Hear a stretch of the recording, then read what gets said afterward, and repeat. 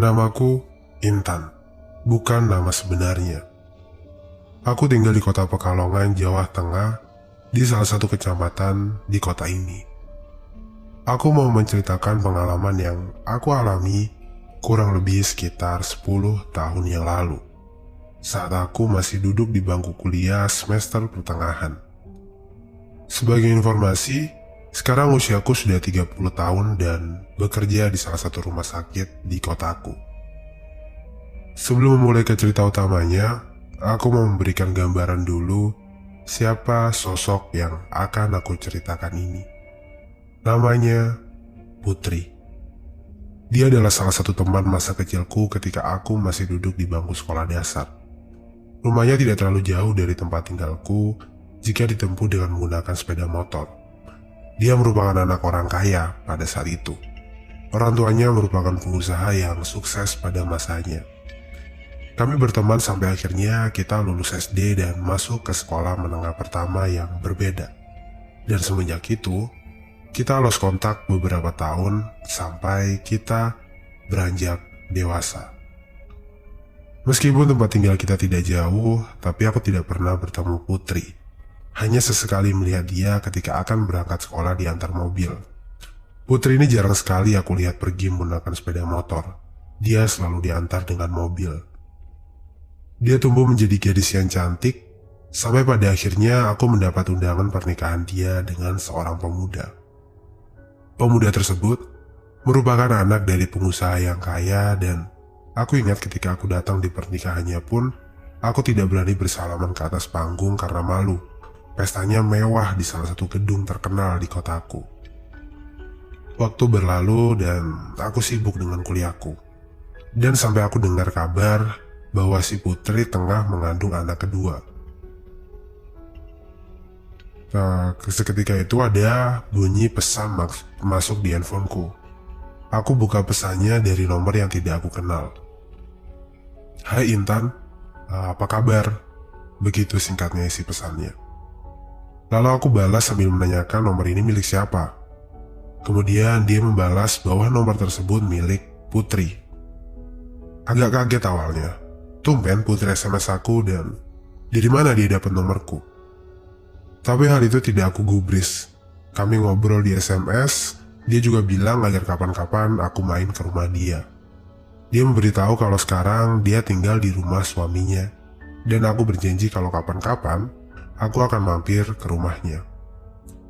Selang beberapa hari dia SMS kembali. "Intan, boleh aku tanya?" kata dia. "Ya boleh, kenapa Put?" balasku. Kamu pernah nggak lihat mobil inisial H, inisial J dengan plat di sensor di depan rumahmu?" Aku bilang, "Enggak kok, nggak pernah." Emang kenapa?" Kemudian dia membalas, "Oh ya udah, nggak apa-apa." Jadi di depan rumahku itu adalah rumah tetanggaku, namanya Dewi, di mana si Dewi ini memiliki kakak perempuan yang menikah dengan kakak laki-laki Putri. Dengan kata lain, Putri dan Dewi ini adalah saudara ipar. Hari berganti. Suatu malam sebelum aku tidur, entah kenapa aku merasa ingin mengirim SMS untuk Putri. Lalu aku kirim pesan tapi tidak dibalas. Lalu aku mengirim SMS lagi dengan kalimat, "Selamat malam, selamat tidur, jam 9:30. Lalu aku tidur sampai esok paginya aku terbangun dan mendapati pesan masuk di handphoneku yang aku kira dari Putri. Ternyata bukan, melainkan pesan dari teman kuliahku yang namanya Nia. Kebetulan Nia juga satu teman SMA dengan Putri. Jadi kita sama-sama saling mengenal. "Intan, ada kabar duka. Putri semalam meninggal di rumah sakit X setelah melahirkan dan bayinya juga meninggal." Begitu kira-kira isi pesannya. Sontak aku kaget dan bergegas mandi untuk melayat bersama Nia. Sesampainya di rumah duka, aku begitu sedih melihat Putri sudah terbujur kaku dengan perut yang masih terlihat membesar, meskipun sudah dilahirkan bayinya. Aku bahkan tidak menyangka bahwa janjiku untuk menghampiri ke rumahnya ternyata adalah benar, tapi dalam konteks melayat. Hari kemudian berganti dan mimpi pertama. Suatu malam selepas pulang kuliah, aku mandi, makan, sholat, dan beranjak tidur agak lebih awal karena rasa lelah dengan aktivitasku pada hari ini. Aku tertidur pulas dan bermimpi bertemu Putri. Dia duduk di kursi di depannya. Di depannya ada meja kayu jati besar. Dia tertunduk lesu menggunakan pakaian biasa. Wajahnya pucat tapi terlihat seperti habis menangis. Dalam mimpiku, aku hanya terdiam saja lalu dia memperlihatkan buku nikah, tapi tidak satupun kalimat yang keluar dari mulutnya.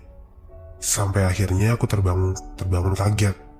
Aku lihat jam sudah menunjukkan pukul 3 pagi. Kebetulan waktu itu bulan Ramadan, jadi aku bangun, langsung sahur bersama keluargaku tanpa menceritakan mimpi yang baru saja aku alami. Sebenarnya mimpi itu sangat mengganggu pikiranku.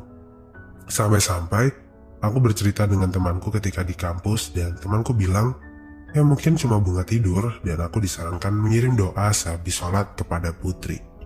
Lalu saran itu kemudian aku lakukan. Ternyata tidak hanya mimpi pertama yang terjadi. Ada mimpi yang kedua. Di mimpi kedua ini, Putri menarik tanganku seolah aku berada dalam posisi sama persis ketika aku melayat si Putri. Aku duduk di posisi yang sama persis, lalu Putri yang menggandeng tanganku itu menuju ke jenazah yang ketika aku lihat itu adalah jenazah si Putri yang terbujur kaku, sama persis saat aku melayat Putri saat itu. Wajahnya terlihat sedih. Dia tidak mengucapkan satu kata pun. Lalu kembali, tanganku digandeng dan aku diperlihatkan sebuah makam dengan nisan berwarna putih. Sampai akhirnya aku terbangun kaget. Aku melihat jam, ternyata sama, sudah pukul 3 pagi. Setelah mimpi kedua, hatiku mulai resah. Aku mulai yakin ada sesuatu yang ingin disampaikan oleh Putri. Tapi di saat aku mencoba mencari tahu dan meminta solusi kepada teman-temanku dan bahkan ibuku sendiri, semua mengatakan hal yang sama, yaitu bahwa itu cuma bunga tidur alias mimpi. Suatu malam, aku bertemu dengan Wawan. Wawan ini adalah tetanggaku yang jarak rumahnya dekat sekali, hanya 2 rumah dariku. Ada aku, Wawan, dan Putri adalah teman satu SD. Malam itu aku menceritakan mimpi yang aku alami. Entah kenapa berbeda dengan yang lain, Wawan terlihat antusias mendengar ceritaku. Masalahnya ya Wan, yang aku dengar dari orang-orang, suaminya almarhum Putri itu sekarang sudah main-main ke klub malam gitu. Padahal almarhum Putri kan belum ada 40 harinya. Aku dan Wawan masih mengobrol sampai tak terasa jam sudah menunjukkan pukul 10 malam. Dan kami pulang ke rumah masing-masing. Dan mimpi kedua belum juga selesai. Ada mimpi-mimpi selanjutnya yang terjadi. Dan di mimpi ketiga, dalam mimpiku, aku berada di sebuah tempat gelap dan berkabut. Hanya aku seorang diri di sana.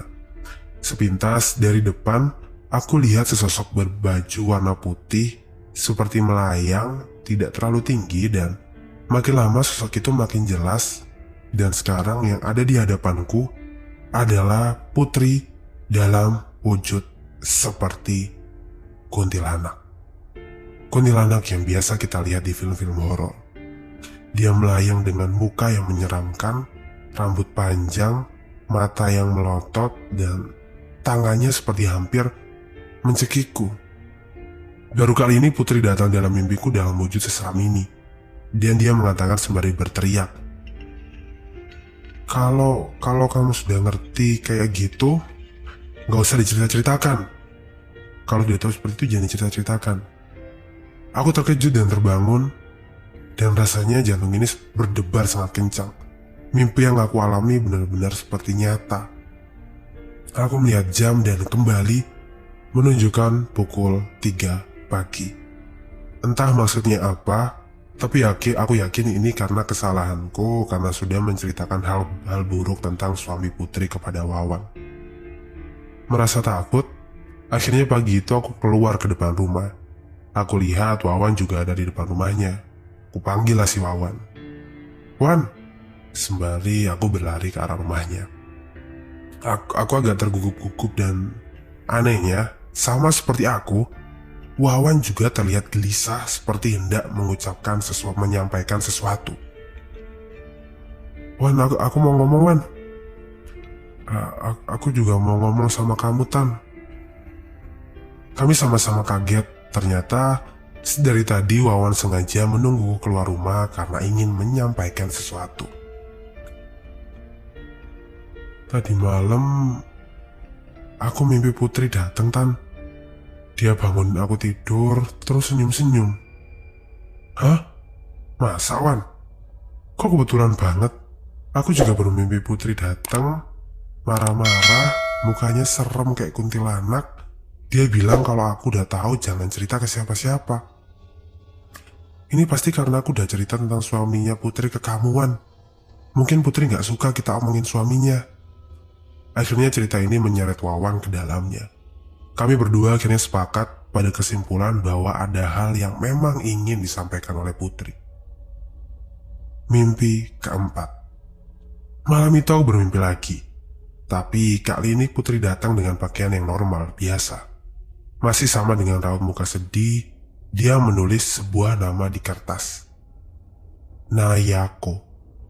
Hanya itu saja. Aku terbangun seperti biasa jam sahur. Sejak itu aku mulai mencari apa itu Nayako. Apa atau siapa maksudnya. Sampai aku cari di Google, tapi nihil, tidak ada petunjuk. Yang keluar pada halaman Google hanya seperti kacamata, merek kacamata, dan beberapa gambar ending Jepang. Aku sama sekali nggak ngerti dan makin stres dibuatnya. Wawan pun ikut memikirkan apa arti Nayako dan kami sama-sama belum tahu apa artinya. Mimpi kelima.